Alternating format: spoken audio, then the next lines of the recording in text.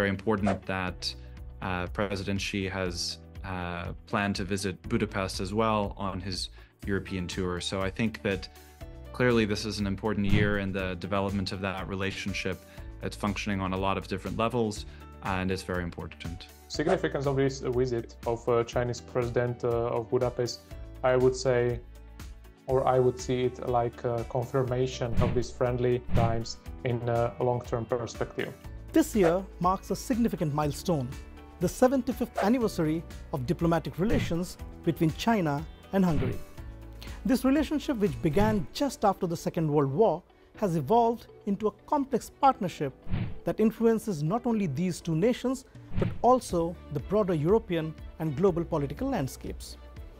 Beijing and Budapest have cultivated a partnership that not only stands the test of time, but also carries critical implications for Europe's positioning in complicated global geopolitical landscape.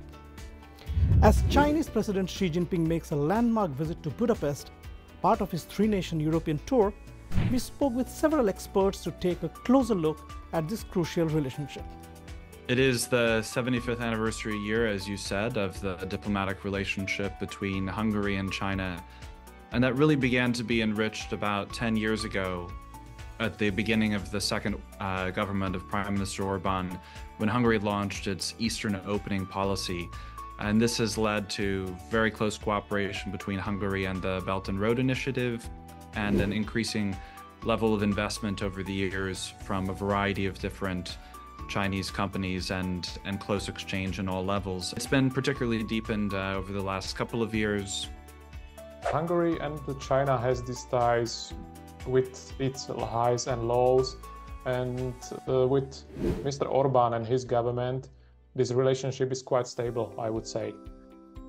Economic cooperation has been a significant aspect of the China-Hungary relationship, particularly highlighted by Hungary's participation in the Belt and Road Initiative, or BRI, which it joined in 2015. Well, Hungary was the first European country to join the Belt and Road Initiative, and the principal project that Hungary is a part of is the Budapest to Belgrade Railway. And so the execution of that is already underway, and I think is expected to be completed in the next couple of years. That's really important. You know, Serbia is outside of the European Union, and this region needs a lot of infrastructural development. So the establishment of a fast rail link between Budapest and Belgrade, it would be very important for a variety of reasons. It'll have good economic consequences for the whole region. It'll improve the transport, and it'll also help indeed go all the way down to the Piraeus eventually and connect to other elements of the Balkans infrastructure. Hungary's participation in BRI has been pivotal, driven by its aim to become a logistical and transportation hub in Central and Eastern Europe. No wonder the country is often seen as a strategic gateway for Chinese enterprises entering the European market.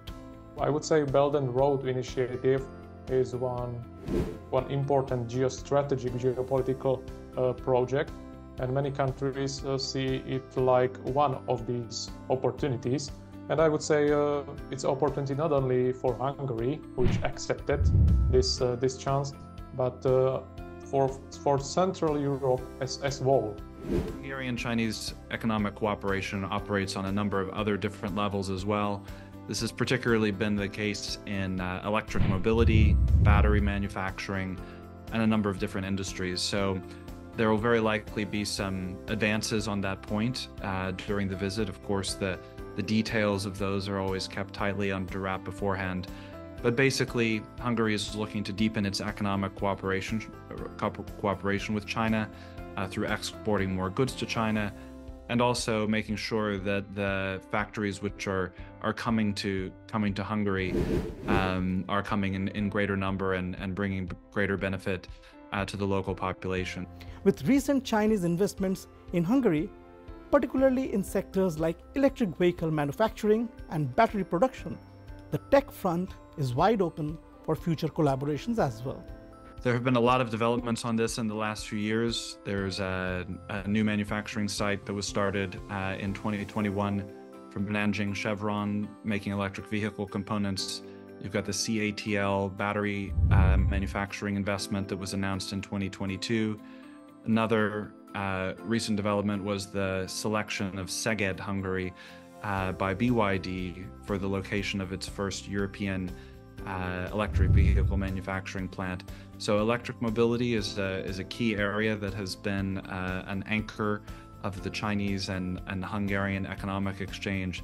Clearly, it's important to Europe's goals as well. This is a story which in many ways is just at the beginning, because there's a lot of continued industrial and manufacturing develop that can occur, and we think that peaceful and mutually beneficial cooperation is the way to go.